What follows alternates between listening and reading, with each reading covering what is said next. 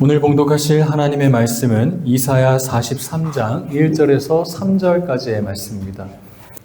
네, 오늘은 내가 너를 지명하여 불렀나니 라는 제목으로 내가 너를 지명하여 불렀나니 라는 제목으로 오늘 말씀을 전하겠습니다. 우리가 인생을 살아가다 보면 나라는 존재가 참 보잘것없는 존재가 아닌가라는 그런 생각을 할 때가 있습니다. 세상은 끊임없이 우리에게 나 자신의 존재를 증명해 보라고 이야기합니다. 그래서 세상에서의 방식으로 나를 증명하다 보니까 학력이 될 수도 있고 경력이 될 수도 있고 어떤 숫자의 어떤 기준을 통하여서 나를 증명하는 데 힘쓰고 애쓰려고 하는 모습들이 있죠. 그런데 이 세상의 기준으로 따지다 보니까 다른 사람들과 비교하게 되고요. 그렇다 보니까 이 나라는 존재가 참 미약해 보이고 부족함만 보이게 되는 게 바로 나의 모습인 것 같습니다. 세상에는 왜 이렇게 잘난 사람들이 많은지, 또 이렇게 세상 사람들은 왜 이렇게 나보다 잘하고 잘생기고 뛰어난 사람들이 많은지 이렇게 비교하게 되다 보니 이 나라는 존재가 점점점 작아지게 되고 자존감이 낮아지게 되는 것이죠. 그래서 외롭기도 합니다. 그리고 절망에 빠지기도 하고 우울감에 빠지기도 하고 참 여러 가지 어려운 마음 상태로 지내게 될 때가 있습니다. 그러나 오늘 본문 말씀은요, 혹시나 이 세상 속에서 내 모습이 참 작아지고 있을 때 그런 우리들의 모습 가운데 참 위로가 되는 그런 말씀입니다. 하나님께서 이사야 선지자를 통하여서 이제 43장의 말씀으로 딱 시작하실 때 그때 가장 먼저 하신 말씀이 무엇입니까? 오늘 본문 1절 말씀을 다시 한 번 더 힘있게 선포하도록 하겠습니다. 1절 말씀 시작.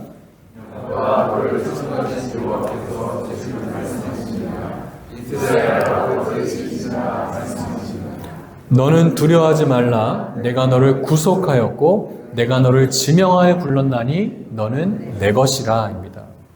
내가 너를 지명하여 불렀나니 너는 내 것이라.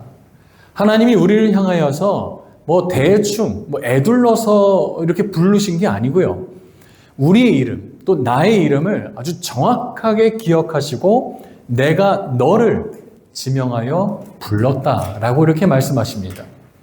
지명하여 불렀다라는 말이 무슨 말입니까? 세상에 있는, 이 지구상에 있는 수십억 명의 그런 이 사람들 중에서도 하나님이 나를 콕 집어서 내 이름을 정확하게 아시고 부르시면서 너는 내 거야, 너는 내 소유다 라고 이렇게 선언해 주셨다는 것입니다. 심지어 나를 알고 계신 그 시간들이요, 하나님의 말씀으로 보면 태초부터 나의 존재를 알고 계셨다고 되어 있고요.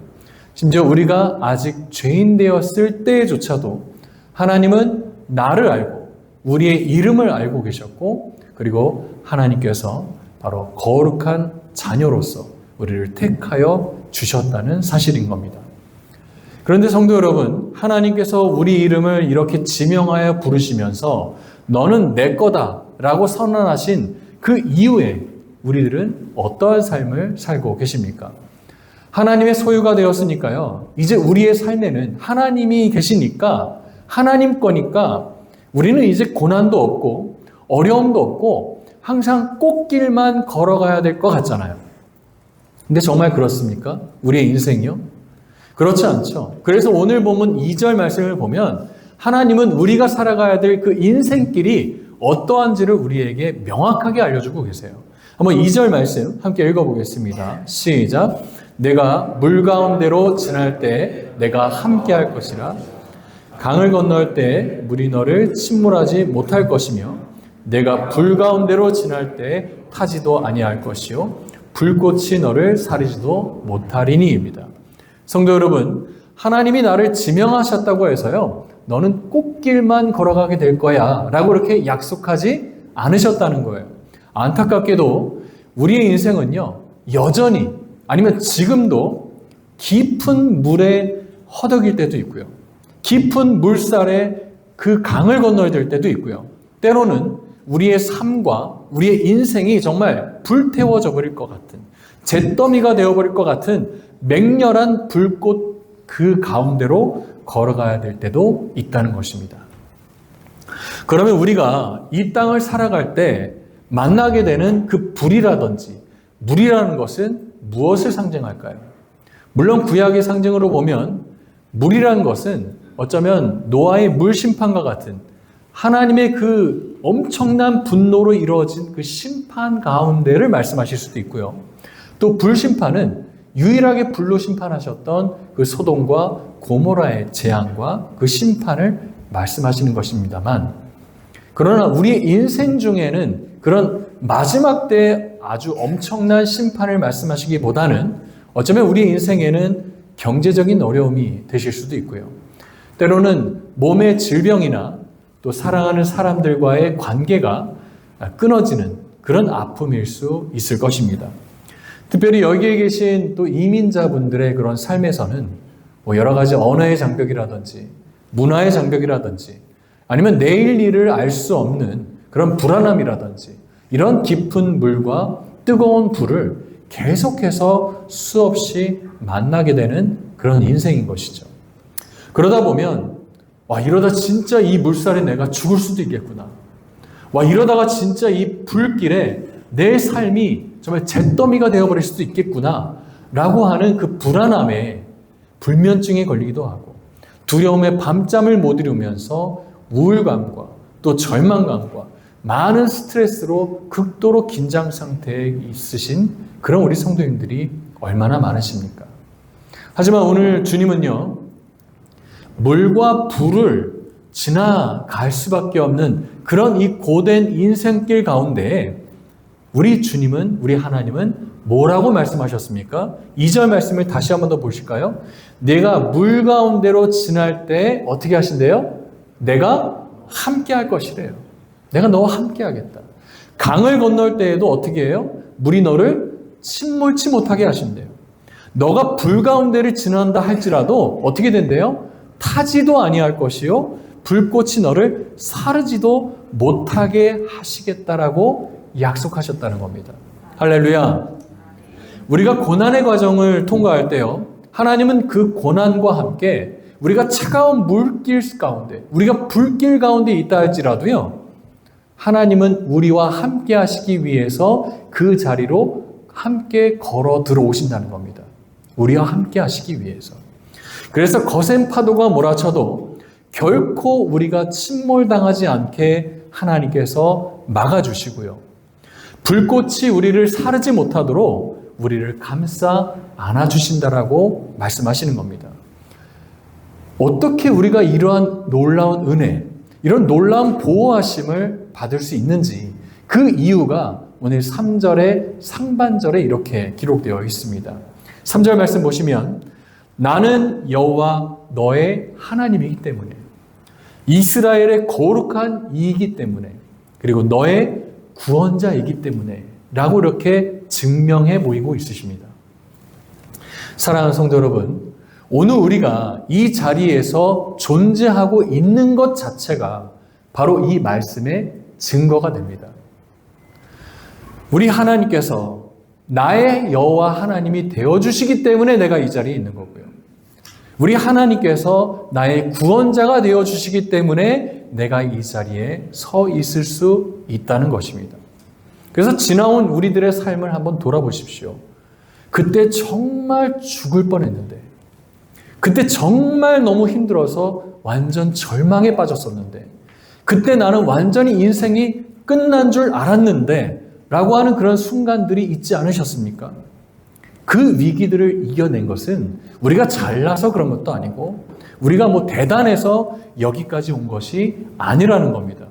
물 가운데에서도 수많은 불길 가운데에서도 하나님이 우리와 함께 해주셨기 때문에 우리가 멸망을 당하지 않았고 오늘 이 은혜의 자리에 서 있는 줄 믿으시기 바랍니다. 오늘 이 시간 나를 지명하여 부르시고 또 나를 지켜주신 그 신실하신 그 하나님의 사랑과 은혜를 다시 한번 더 뜨겁게 회복하시는 놀라운 복된 은혜가 우리 모두에게 있기를 소망합니다. 성도 여러분, 그 심리학이나 그 뇌과학에서 칵테일 효과라는 그런 용어가 있습니다. 시끄러운 어떤 파티장에서 사람들로 북적이는 어떤 많은 행사장들, 그런 가운데 아니면 소음이 가득한 그런 시끄러운 카페, 이런 데 우리가 가봤을 텐데요. 그렇게 주변에 온갖 수다 소리와 음악 소리와 시끄러운 그런 소리가 만무할 때 너무 시끄러운 그런 소리 앞에서는 바로 앞 사람의 대화도 잘 들리지 않을 때가 있어요. 그런데 그 수많은 소리로 막 와글와글 거릴 때에도 갑자기요, 저 멀리에서 누군가가 저의 이름을 언급하는 게 느껴질 때가 있습니다. 저 황규현이 이게 확 들리는 거예요. 그래서 딱 그쪽을 바라다 보면 저 사람이 지금 내 욕을 하는지, 아니면 나를 지금 칭찬하는지, 무슨 얘기를 하는지도 뭔가 느껴질 때가 있다는 겁니다. 그럴 때는 그 수많은 소음들이요, 갑자기 사라지는 거예요. 그리고 내 귀에는 내 이름 소리만 아주 신기할 정도로 또렷하게 들리며 꽂힐 때가 있다는 겁니다. 이게 바로 칵테일 효과입니다. 이건요, 이 사람의 뇌가 자신에게 있어서 의미가 있는 정보, 이 특별한 그런 어떤 정보에는 아주 민감하게 반응하게 만들어졌다는 거예요. 그런데 그 중에서도 가장 민감하게 특별하게 반응하는 것이 바로 내 이름이라는 겁니다. 내 이름 그 자체가 나의 존재이기 때문이죠. 우리가 살아가는 이 세상은요, 마치 이 시끄러운 행사장, 시끄러운 파티 장소와 똑같습니다. 세상의 소음들로 가득하고요. 세상의 소리, 세상의 음악이 가득합니다. 그래서 이 자리에서 누군가는 자랑을 하고, 누군가는 시기와 질투를 하고, 누군가는 비교를 하고, 누구는 비탄에 빠져서 엉엉 울고 있고, 누군가는 웃음소리로 가득한 것이 이 세상의 소리입니다. 그런데 성도 여러분, 그 수많은 세상의 소음과 사람들의 비교와 비웃음이 가득한 이 세상 가운데에서도요, 우리 영혼에 아주 또렷하게 들리는 그 단 하나의 음성이 있다는 거예요. 그건 바로 나를 부르시는 하나님의 음성이라는 겁니다.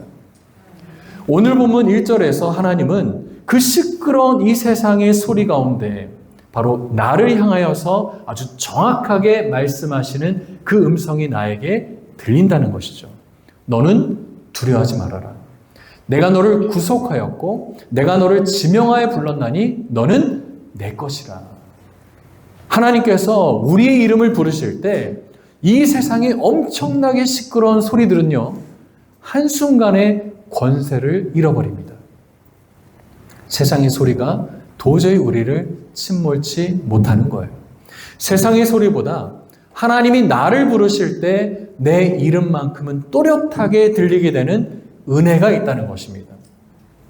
어린 자녀가 길을 잃어버렸을 때, 막 길가에서 울고 있을 때를 한번 생각해 보세요. 주변에 수많은 사람들이 막 도움을 주려고 하고요. 심지어 경찰이 다가와도요, 그 아이에게는 어떠한 말로도 위로가 되지 않습니다. 저도 어렸을 때 좀 그런 경험을 해봤는데요. 잘 아실 거예요. 1988년 서울 올림픽이 열릴 때 저는 기껏해야 이제 유치원생이었거든요. 근데 우리 아버지 고향에 성화봉송한다고 그 별것도 아닌 거를 그냥 보러 간다고 그 조그만 고양이 경기장에 수많은 인파들이 다 몰려 있는 거예요. 그래서 이제 뭐 친척 누님도 거기서 행사하면서 응원도 하고 같이 보고 이제 끝나는 길에 어머니와 저만 화장실에 가기로 했습니다. 그런데 이제 수많은 사람들이 이제 행사가 끝나니까 막 다 나가잖아요. 그 자리에서 어머니와 저의 손이 찢어져 버린 거예요. 그래서 어머니의 손을 놔버리게 됐습니다. 그래서 막 사람들의 인파에 막 밀려서 뭐 어머니 소리도 들리지도 않고 다 고개를 들어보면 나보다 막 2배나 큰 사람들로 막 이루어져 있고 엄마를 찾을 수가 없으니까 어떻게 해요? 우는 것밖에 없잖아요. 그래서 사람들이 막 이제 도와주려고 하고 엄마 잃어버렸냐? 어떻게 해야 되냐? 그러다가 이제 아주 고마운 한 분이 이제 저를 이제 안내센터로 그리고 경찰을 만나서 인도해 주었습니다. 경찰을 만나든 그 안에 안내 데스크에 있는 행사에 있는 그런 주관하는 분들을 만나든 주변에 엄청나게 많은 인파 속에서 나를 도와주려고 하는 많은 고마운 분들의 손길에도요, 저는 그게 위로가 안 되더라고요. 처음 경험한 그 두려움과 공포가 저를 완전히 사로잡았습니다. 다행히 안내 방송을 듣고 그리고 이제 어머니가, 아버지가 찾아오셔서 내 이름을 불러주실 때에야, 그때에야 저의 모든 두려움과 절망이 끝나게 되었던 것입니다. 사랑하는 성도 여러분, 세상이 아무리 소란스럽고 나를 막 흔들어 놓고 불길과 물길 속을 지나다닌다 할지라도 우리는 낙심하지 마십시오. 세상의 평가나 세상의 소리는 잠시 그것에 귀 기울이지 마시고요. 지금도 그리고 오늘도 그 수많은 세상의 소음들을 뚫고 내 영혼에 아주 정확하게 꽂히는 그 하나님의 음성에만 귀를 기울이시기 바랍니다. 너는 내 것이다. 이 음성에만 귀 기울이시기 바랍니다. 세상의 소음이 아니라 나를 지명하여 부르신 그 하나님의 목소리에만 집중할 때 우리를 둘러싸고 있는 모든 두려움과 절망은 일곱 길로 도망갈 것입니다. 할렐루야. 그런데 성도 여러분, 오늘 보면 이사야 43장이 선포될 당시의 그 역사적인 배경을 보면요, 참 많이 우울하고 암울한 상황입니다. 그래서 이 말씀이 더 큰 위로가 되는 말씀입니다. 당시 이스라엘 백성들은 나라를 빼앗겼고요, 멀리 바벨론으로 옮겨가서 포로로 끌려가서 포로 생활을 하고 있는 중이었습니다. 나라가 망했기 때문에 사실 모든 걸 잃어버린 거죠. 그리고 이제 그들은 낯선 땅에서 노예로 살아가야 되니까 그들의 심정이 어떻겠어요? 아, 하나님이 우리를 버리셨구나. 하나님이 나를 잊으셨구나. 이제 나는 나라도 없고 이제 나의 이름도 없고 나라는 그 존재 자체를 완전히 상실하게 되어버린 존재들인 거예요. 그런 깊은 절망감과 상실감 속에서 하루하루를 버티면서 살아가고 있던 이스라엘 백성들에게 하나님께서 43장에 딱 처음부터 뭐라고 말씀하신 거예요? 내가 너를 잘 안다. 내가 너의 이름을 지명하여서 불렀다. 너는 내 것이다. 라고 말씀하시면서 그들의 인생을, 그들의 이 모든 삶을 다시 일으켜 세우시는 것입니다. 그 구원의 시작이 새롭게 시작되었다는 것이죠. 사랑하는 성도 여러분, 우리가 받은 그 은혜가 바로 이러한 은혜입니다. 나의 존재는 완전히 죄의 종, 사탄의 자녀로 정말 이 세상의 거센 풍패 속에서 정말 어떻게 살아야 될지를 모르는 그 빛이 없는 그 어둠의 생활 속에서 하나님께서는 그 어둠 가운데 나라는 그 존재를 아시고 나의 이름을 친히 불러주시고 나를 불 가운데에서도 물 가운데에서도 나를 붙들어 주시며 오늘 이 자리에 서기까지 나와 함께 하셨다라는 것을 믿으시기 바랍니다. 그렇다면 성도 여러분, 나를 지명하여 불러주신 이 놀라운 사랑에 대해서 우리는 어떻게 반응해야 될까요? 자, 제가 바벨론의 포로예요. 그래서 이 노예 생활로 너무나도 힘든 이 죄의 무게 가운데 살아가고 있을 때 어느 날 하나님의 말씀이 들려서 하나님이 나를 지명하여 선택하여 불러주셨다라는 그 놀라운 회복의 말씀을 듣게 되었습니다. 그런데 문제는 다 같이 포로 생활을 하는 중에서 이 복되고 은혜로운 말씀을 저만 들은 거예요.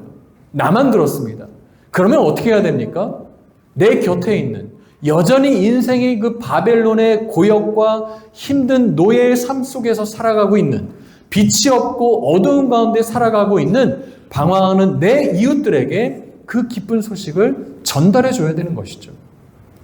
우리 주변에는 아직도 예수님을 몰라서 아직도 이 좋은 교회의 공동체를 몰라서 아니면 이 작은 천국의 기쁨을 인생 중에 경험한 적이 없어서 너무나도 힘들어하는 그런 사람들이 많다라는 겁니다. 하나님께서 나를 먼저 부르시고 이 은혜를, 이 기쁨을 먼저 맛보게 하신 그 이유가 무엇입니까? 바로 내 이웃들, 그들의 이름을 하나님 앞에 가지고 나아가기 위해서인 것입니다. 오늘 우리는 전도 작정 시간을 가지게 됩니다. 이 작정이라는 것이 한문으로 보면요, 지을 작자의 결정, 정한다 할 때 정할, 이 정자입니다. 지을 작자의 정할 정자. 그래서 내 마음의 뜻을 확고하게 세우는 겁니다. 어디에다가요? 내 마음의 밭에다가. 그래서 내 마음의 밭을 확실하게 결정했다는 겁니다. 결정했다. 이렇게 하자라고 다짐하는 게 작정인 겁니다. 그래서 우리들은 저번 주에 이 오이코스 이 관계 친밀도 검사를 했습니다. 이것을 왜 하냐면 이 오이코스라는 것이 바로 이 집이라는 뜻이에요. 집. 그러니까 우리 가정을 뜻하는 단어인 겁니다. 근데 이 성경적으로 이 가정이라는 것은 진짜 피를 나눈 우리 집 안에서의 가족만을 의미하는 것이 아니고요. 내가 살아가면서 자주 만나고 깊은 관계를 가지고 있는 그런 친밀한 모든 이웃들을 다 한 가정, 한 집, 그 공동체로 우리는 부르고 있습니다. 그래서 우리는 형제요, 이웃이며 자매라고 부르잖아요. 그래서 전도를 누구에게 해야 하나? 라는 그런 생각을 하다 보면요. 막상 떠올려지는 사람이 바로 없어요. 어쩌면 참 친한 관계고 자주 만났던 사람인데도 이 사람이 바로 하나님께서 나에게 붙여주신 아주 귀한 영적인 가족이며 VIP이며 전도 대상자라는 것을 아예 의식도 못하면서 살아갈 때가 너무나도 많다는 겁니다. 하지만 그런 분들을 그냥 뭐 내 친구 아니면 뭐 건너편 이웃, 뭐 직장 동료, 뭐 아는 사람 이 정도로 그냥 익명의 어느 한 사람으로 그냥 두는 것이 아니라 이 사람을 이제 하나님의 보좌 앞으로 이분의 이름을 들고 하나님 앞에 나아가는 것. 그것이 전도 작정인 것이죠. 내 미약하고 내 불완전한 어떤 결심과 다짐이지만 그래도 내 마음을 하나님께 드리는 겁니다. 내가 기도하기 전에는 그저 이분은 그냥 내 인생 중에 뭐 10년 아니면 이분은 내 인생 중에 30년 아니면 혹은 몇 년간 잠시 스쳐 지나갈 그런 인생의 짧은 시간만 함께하는 그런 어떤 인연이 될 수는 있겠지만 하지만 우리가 그 이름을 하나님께 드릴 때는요. 우리가 하나님께 드리며 나아갈 때는요. 하나님께서도 그 영혼을 다르게 바라보실 수 있다는 것입니다. 우리의 입술로 불려지는 그 이름마다 닫혀있던 그 영혼의 문이 열리게 되고 하나님의 그 구원의 역사가 새롭게 시작된다는 것을 기억하시기 바랍니다. 사랑하는 성도 여러분, 오늘 우리가 함께하는 이 전도 작정서는 오늘 이 말씀처럼 나를 먼저 불러주시고 물 가운데나 불 가운데에서도 나를 지켜주신 그 놀라운 하나님의 사랑에 우리가 감사하고 또 감격하여서 이제는 그 놀라운 은혜를 나만 아는 것이 아니라 내 사랑하는 이웃들에게 내 가족의 이름으로 주님 앞에 이 이름을 올려드립니다. 라고 하는 기쁨의 고백입니다. 오늘 전도 작정을 기점으로 해서 이번 한 주간 동안 우리 교회가 온 성도와 함께 실천하고자 하는 2주차 우리 미션이 두 가지가 있는데요. 첫 번째는 오늘 이 작정하는 시간에 내 사랑하는 또 기도하는 이 VIP의 이름을 우리가 적고 그리고 기도를 시작하는 것입니다. 멀리서 찾지 마시고요. 또 아니면 이번 주, 또 아니면 이번 달, 아니면 10월의 그 행사 때 꼭 올 수 있을 만한 가능성을, 확률을 따져서 이름을 적지 마시고요. 이 땅 가운데 정말 예수님을 몰라서 너무 힘들어하는 분들, 정말 예수님이 필요한 분들, 아니면 나의 관계의 친밀도 안에서 하나님이 정말 친밀하게 관계를 맺어주신 분인데 한 번도 전도의 대상자로 생각하지 못했던 분들을 하나님께 적어 올리시기 바랍니다. 두 번째 미션은 이 이름을 우리 목장 안에서 또 아니면 우리 부서 안에서 함께 공유하시고 또 함께 기도의 목표를 세워봤으면 좋겠습니다. 이 참 사람이 연약한 게요. 나 혼자 이름을 작정하고 나 혼자 기도하면 괜히 스스로 무너질 때가 많아요. 아, 이분 내가 작정까지 넣어서 이름을 붙였는데 한 주, 두 주 지나가 보니까 가능성이 없는 것 같아. 아, 이분은 정말 안 나오실 것 같아. 그래서 스스로도 나약해지니까 기도를 멈춥니다. 그런데요, 그분의 이름을 우리의 목장에서는 그 상황을 모르니까 계속 기도해 줄 수 있거든요. 그런 여러 가지 많은 분들의 중보 기도를 통하여서 변화되어지는 놀라운 역사들도 있다는 것입니다. 그렇기 때문에 우리가 다음 달에 올리게 될 우리 더 링크, 우리 중보 기도지에도 함께 그 이름을 함께 올려서 계속해서 이 남은 기간에 우리 목원분들과 함께 또 우리 목장 안에서 우리 부서 안에서 이 VIP 분들의 모든 분들의 이름을 불러가시면서 함께 기도하는 그 기도의 목표를 세우시기 바랍니다. 사랑하는 성도 여러분, 우리가 혼자가 아니라 목장에서 또 아니면 부서에서 함께 모여서 기도할 때 정말 하늘 보좌에서는 그 하나님께서도 그 영혼의 이름을 다시 다르게 바라보신다는 것을 기억하시기 바랍니다. 우리가 기도하는 그 이름마다 닫혀있던 그 영혼의 마음문이 열리고 물과 불 속에서도 보호하시는 그런 놀라운 하나님의 특별한 은혜가 우리가 기도하고 있는 그 VIP 분들에게도 놀랍게 역사되어지기를 기도하시기 바랍니다.